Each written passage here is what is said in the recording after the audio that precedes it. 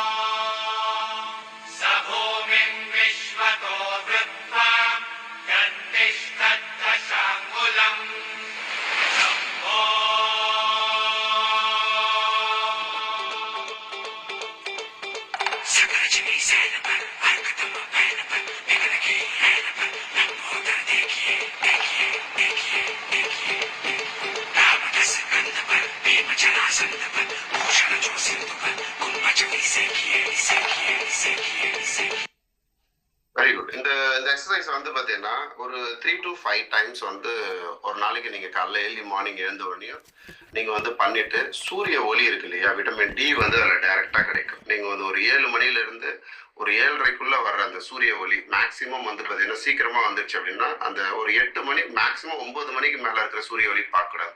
9 மணிக்குள்ளே இருக்கிற சூரிய ஒளி அந்த எக்ஸசைஸ் பண்ணிட்டு நீங்கள் உத்து வந்து பார்த்தீங்கன்னா அந்த சூரியனை வந்து நீங்கள் கவனிக்க ஆரம்பிச்சிங்கன்னா ஃபஸ்ட்டு வந்து மங்களாக தெரியும். அதுக்கப்புறம் வந்து பார்த்தீங்கன்னா கிளாரிட்டியாக தெரிய ஆரம்பிக்கும். அதுக்கப்புறம் அந்த சூரியன் வந்து ரவுண்டாக தெரிய ஆரம்பிக்கும். அதுக்கப்புறம் அந்த சுற்றி இருக்கிறதுலாம் ப்ளூ ஆகி வெறும் அந்த சூரிய ஒளி ஒண்டி தெரிய ஆரம்பிக்கும். இது எவ்வளோ நேரம் பண்ணலாம் அப்படின்னா ஒரு 60 செகண்ட்லேருந்து ஒரு 3 மினிட்ஸ் வரைக்கும் நீங்கள் பண்ணலாம்.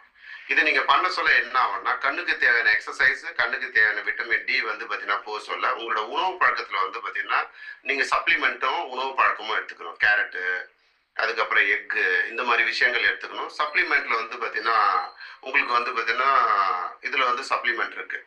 அந்த சப்ளிமெண்ட் வந்து கண்ணுக்காக ஆக்குலர் டிஃபென்ஸ்னு சொல்லுவாங்க. அது நீங்கள் எடுக்க சொல்ல என்ன ஆகும் அப்படின்னா உங்களோட கண் பார்வையோட திறன் வந்து பார்த்தீங்கன்னா அதிகரிக்க ஆரம்பிக்கும். கண்ணாடி ரொம்ப மஸ்ட்டு சார் எனக்கு அப்படின்னா நீங்கள் படிக்கிற நேரத்தில், டிரைவிங் பண்ணுற நேரத்தில் கண்டிப்பாக கண்ணாடியை நீங்கள் யூஸ் பண்ணுங்க, தப்பு கிடையாது.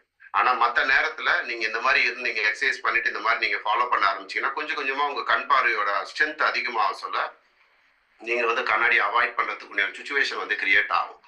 இதை நீங்கள் பண்ணிட்டீங்கன்னா என்ன பெனிஃபிட்ஸ் கிடைக்கும் அப்படின்னா ஃபர்ஸ்ட் யாரோட உதவி இல்லாமல் நீங்கள் நடக்கிற மாதிரி, நீங்கள் ஒருத்தவங்களாம் நடக்க முடியலன்னா ஒரு கொம்பு யாரோ ஒருத்தவங்க இருந்தால் தான் நடக்க முடியலன்னா எவ்வளோ கஷ்டமாக இருக்குமோ அது மாதிரி கண்ணாடி.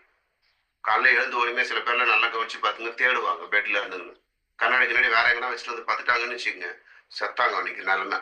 ஏன்னா வீட்டில் இருக்கிறவங்க எல்லாருமே வாலண்டியராக வந்து பார்த்தீங்கன்னா பண்ணுவாங்க.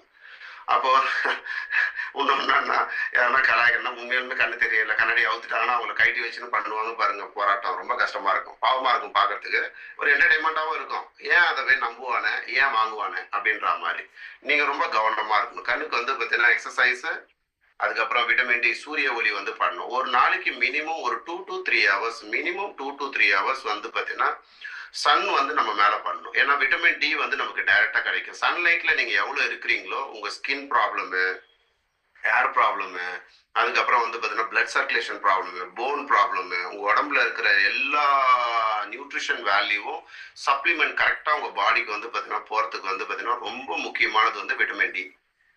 விட்டமின் டி வந்து மஸ்ட் நீங்க பண்ணணும். நீங்க ஆஃபீஸ்க்குள்ள ஒர்க் பண்ணாலும் சரி, வெளில ஒர்க் பண்ணாலும் சரி, நீங்க கவனமா இருக்கிறது எதுல கவனமா விட்டமின் டி வந்து ஒரு நாளைக்கு ஒரு 2 to 3 ஹவர்ஸ் உங்க உடம்புல பட்டுது அப்படின்னா ஆரோக்கியமா உங்களுக்கு ஸ்கின் இருக்கும், உடம்பு இருக்கும்.